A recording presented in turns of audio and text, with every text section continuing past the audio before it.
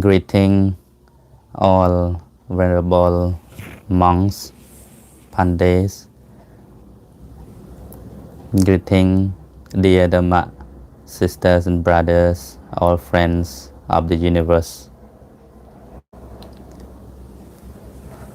I am very honored today to open a little bit of discussion related to the Buddhist way of life, as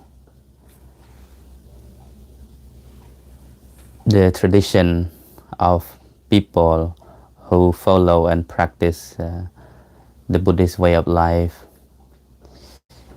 We always understand what the Buddha taught before we practice, and as Buddhists we should learn in order to gain right understanding about the way of the Buddha, the path that the Buddha taught.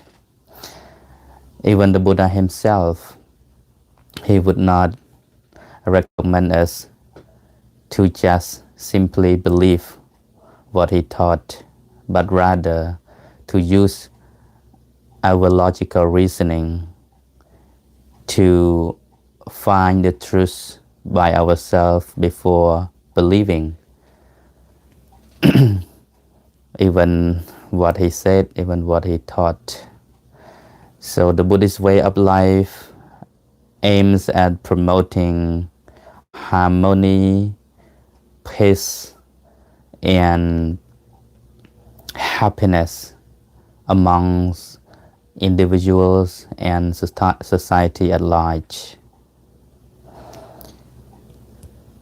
If one live a life of insecurity, violation, breaking morality, causing disturbances to oneself and to the society, that is not the way of life taught by the Buddha. That is not the Buddhist way of living. If we truly follow the path of the Buddha, the teaching of the Buddha, then we should always bear in mind that whatever the Buddha taught, for the main purpose to help us live a happy life and harmonious life in the society.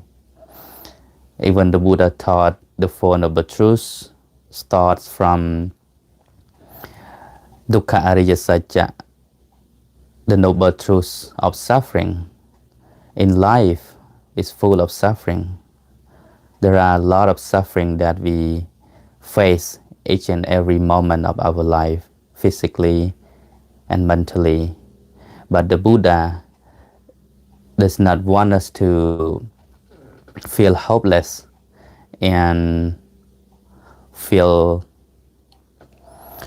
anxiety, feel stressful about life, even though he taught that life is suffering, life is unsatisfactoriness, life is full of sorrow, pain, stress, depression, and whatever that can happen in our life.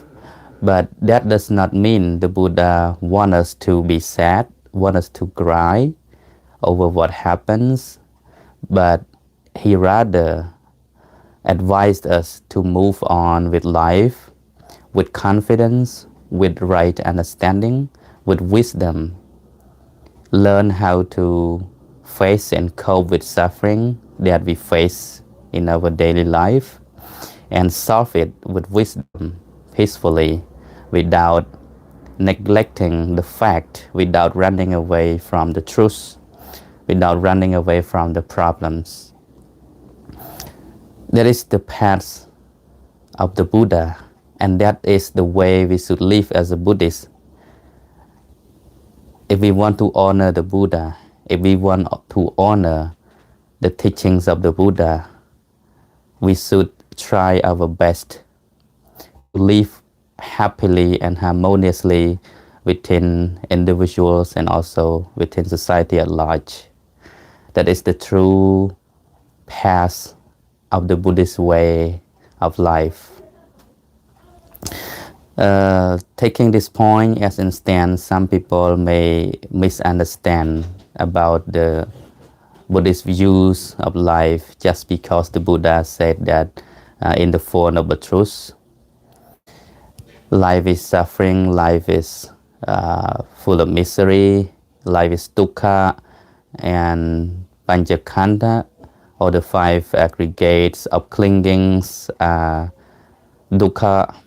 Even though the Buddha taught these things in the Four Noble Truths, but that does not mean Buddhism is pessimistic, nor Buddhism is optimistic either.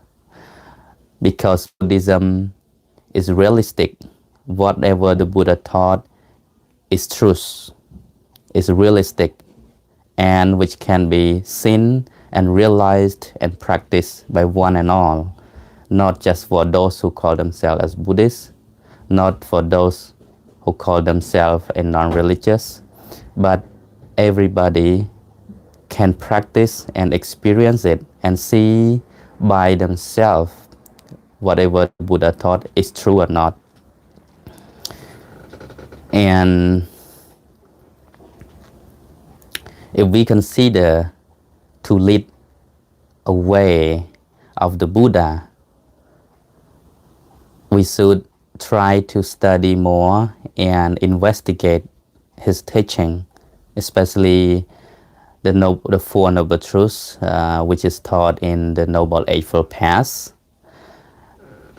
Start from right understanding, right thinking, right speech, right action, right livelihood, right effort, right mindfulness, and right concentration, because that is the only way for us to live a happy life, for us to be completely liberated from all kinds of suffering in life, not just for this temporary world, but also in the life after. It is the only way, but it is composed of 8 factors that we can practice, we can follow along. And it is not to be practiced one after another, but we can all practice them simultaneously, like right understanding, right thinking, right action, etc. We can take this to practice on our daily basis, any of them or all of them at the same time. Less or much depends on which one we focus on. If you love to practice meditation, then you might take a right concentration place as an important focus on your daily practice. That doesn't matter. But even we take only one factor of the Noble Eight factors, it also has the other factors that constitute along the path.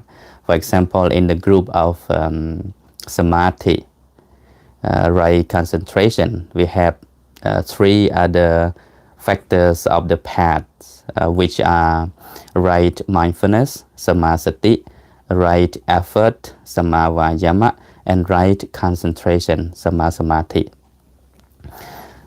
So to practice the Noble 8 factors, that does not need to be practiced one after another in a numerical order, but we can practice them simultaneously, taking any of the factor as a priority, and then we can practice along the other 7 factors as well.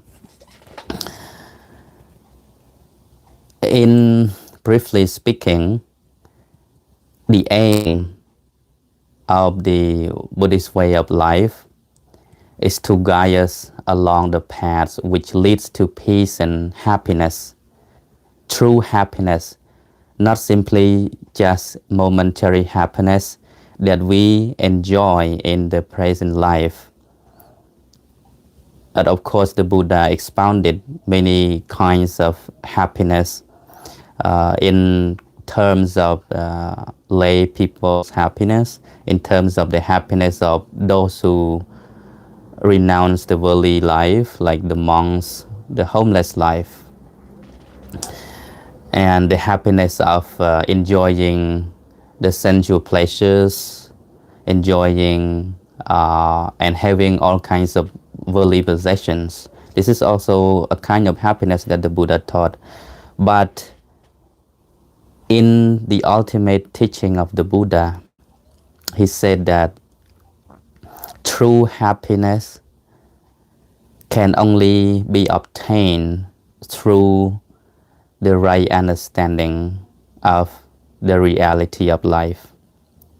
When one enjoy in the sensual pleasures, in possessing or having all kinds of worldly possessions, this is also happiness, but that is not everlasting happiness. That's not gonna last. Everything is subject to change and to decay each and every moment. No matter how much we have, no matter how much we cling on to those things, but that's not gonna last because it is anatta. It is insubstantiality. It is non-self. It cannot be controlled and it cannot be managed by the way we want it to be. And that is anatta. All dhammas are anatta. Sappe dhamma anatta. All compounded things, all conditioned things are anatta, because it is not under the control of the way we want it. So it happens due to its cause and condition. And this is also the truth, satya, paramatta satya, ultimate reality.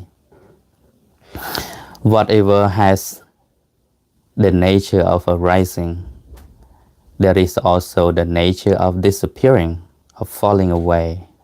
Nothing stays forever, and nothing that can be called as ours, as yours, as theirs.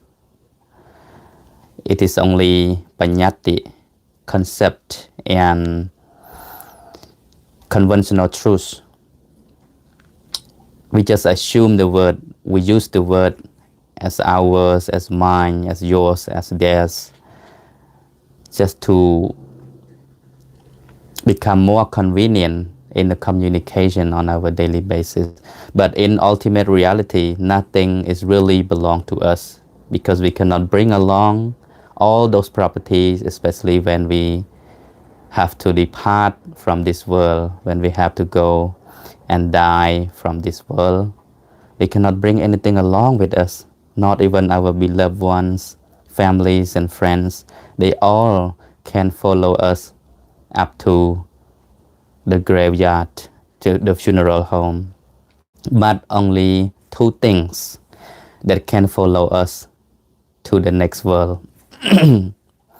That is good and bad, wholesome deeds and unwholesome deeds, kusala karma and akusala karma, that can follow us beyond this graveyard.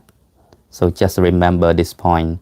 This is really also important teaching of the Buddha, that one should always reflect and contemplate on, so as to be detached from what one is having. Because the more we have, the more we become attached to our properties, to our possessions. In order to get ourselves become more detached, or get rid of detachment and desires over the things that we own, we should always remind ourselves with this true nature of reality, the reality of what made up us as a human being. That is the five aggregates, the four elements like the earth, water, fire, and air element, together with the space, and then the consciousness. That is what we call as a human being, as a living being. So if we analyze, if we break these realities into pieces, we can truly see that there is nothing really can be called as self, as I, as me, mine, yours, you. Not at all. In this Vipanga Sutta, the sutta, one of the sutta that the Buddha expounded, that the Buddha taught to one Brahmin who spent overnight with him at the shelter, the pottery shelter. He expounded this Anatta Sutta and to advise the youth in order to reflect upon himself, whatever he has within this existence, even the life that he is living. It's not really belong to himself. It's not really belong to us. But because of ignorance, because of misunderstanding, we don't see things the way they are. We, as a habit of mind, and because it has become the habitual pattern of the mind, we seem to see things in reverse order. So attachment, clinging, grasping arises due to not seeing things truly as they are. Moha, avijja, ignorance and delusion deluded us from seeing realities the way they are. That's why we have the grasping, we have upadana, clinging, that this is me, this is mine, and then we hold on to that very firmly, and we don't learn to let go. And when we don't let go of the clinging, this is the source, this is the origin, the cause of the problems, of suffering, of unsatisfactoriness. Especially when things turn the way we want it. We want something, but we don't get what we want. And we don't want something, but it happens to us. And then we become unsatisfied, we become sorrowful, stressful, and depressed. And see, this is at this very point, we can take some serious contemplation about the Buddha's method of solving the problem that he expound further in the second noble truth, the samudaya ariya satya, the cause, the root cause and the origin of dukkha comes from danaha, comes from our thirst, our desire, our attachment to want something, but in contrast, we don't get what we want, and that's turned us to be in suffering, to be in sorrow. It is easy to be said than done. It's easier said than done, actually.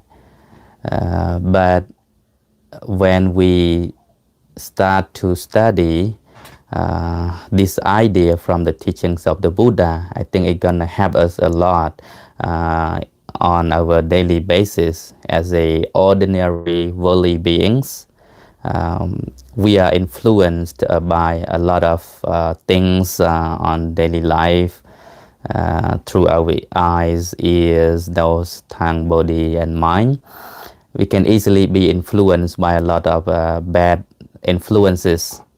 But if we have right understanding, if we have wisdom, panya, and right thinking, samma sankappa and samadhi, and then this is the weapon for us to get rid of illusion from the world that always influence us. On the other hand, the Buddhist way of living, focusing on how we can live truly happy for ourselves and also cause others to live happily and peacefully in this world.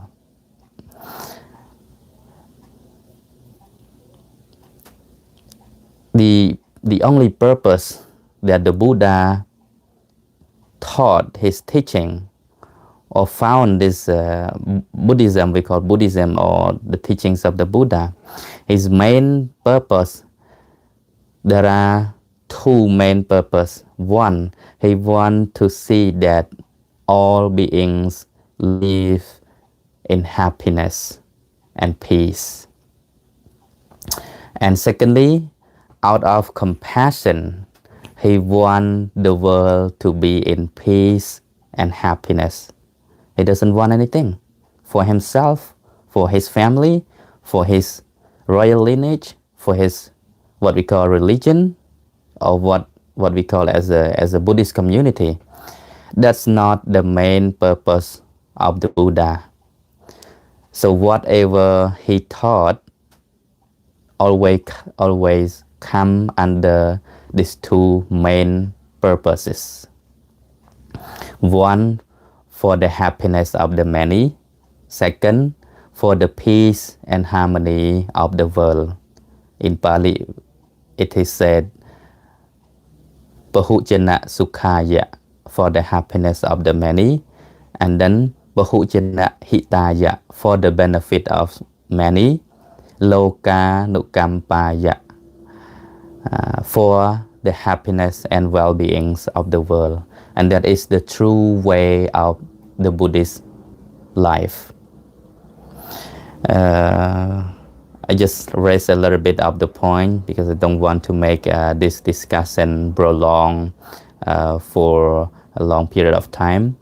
So I would like to come into conclusion about the Buddhist way of life.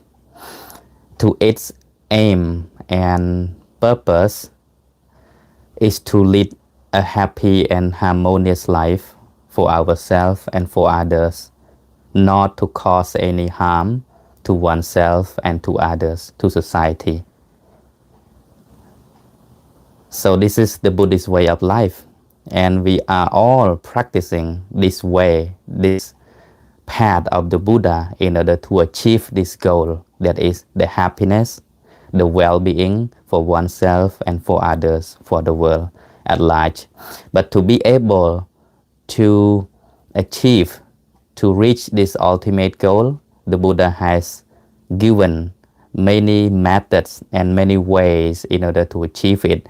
In short, 3 ways: through ethical conduct, sila; second, through concentration, samadhi; and finally, number 3, through panya, wisdom.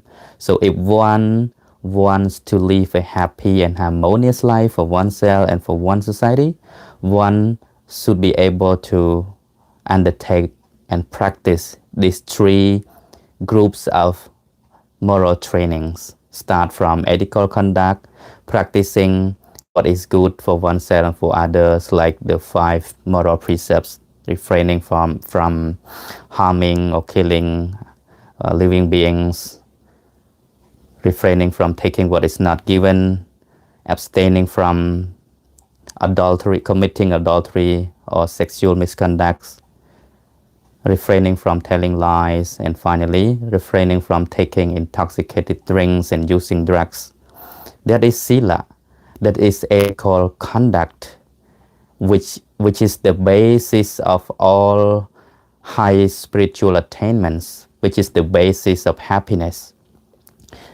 If we truly undertake and observe the precept without any break, it will bring about happiness and peace. This is very basic, very indispensable foundation, the things that we cannot miss to practice. And secondly, we should be able to undertake meditation, to practice concentration, learning how to develop one's mind, to calm down one's mind amid the outbreaks, amid the fear and danger. We should be able to stay calm and observe reality outside and inside the world, inside ourselves. This is samadhi, mental development, training the mind, calming the mind from all desires, sorrow, anxiety, defilements, impurities, all kinds of impurities of the mind from arising, unwholesome state of the mind from arising. That is the tool, meditation. We can use it to prevent unwholesome state of the mind from arising, and also to develop more good and wholesome state of the mind to be arisen. And third, wisdom, panya, is very, very important in the teachings of the Buddha. The whole teachings of the Buddha, the whole theories or the essence of Buddhism is based on wisdom, panya. We can see that the word Buddha or Buddhism means wisdom. Whatever the Buddha taught, his only purpose, he always focusing on wisdom. Whatever we do in our life, whenever, what kind of situation we are in, wherever we are, we should always live mindfully and solve the problem peacefully and having the right understanding to live this life. Only then we can truly obtain the true happiness. But without wisdom, there is no true happiness. It is impossible to be happy, to be truly happy without wisdom. If you have misunderstanding, if you have wrong view of life, you can call yourself, oh, I am happy, but that is a fake happiness, and you console yourself to think that this is true happiness that I am having, that I am obtaining, that I am enjoying. But without wisdom, right understanding, you don't see realities the way they are. So you live and think that that is a true happiness for you, but actually it is not. That is why wisdom is very important in the teachings of the Buddha, and only wisdom that can eradicate all evil and unwholesome roots of the mind. Only wisdom that can eliminate the root cause of suffering. We are conditioned with all unwholesome state of the mind. That is why we become deluded. That is why we commit mistakes. That is why we conduct a lot of bad action due to not realizing what is true, due to not having the right understanding, the wisdom. That is why we tend to commit a lot of mistakes and bad things each and every day of our life. If only wisdom arises each and every moment, then wholesome state must be there. If there is wisdom, there is wholesome, there is kusala. If there is no wisdom, that means avijja, ignorant. If there is ignorance or darkness, of course there will be the mistake.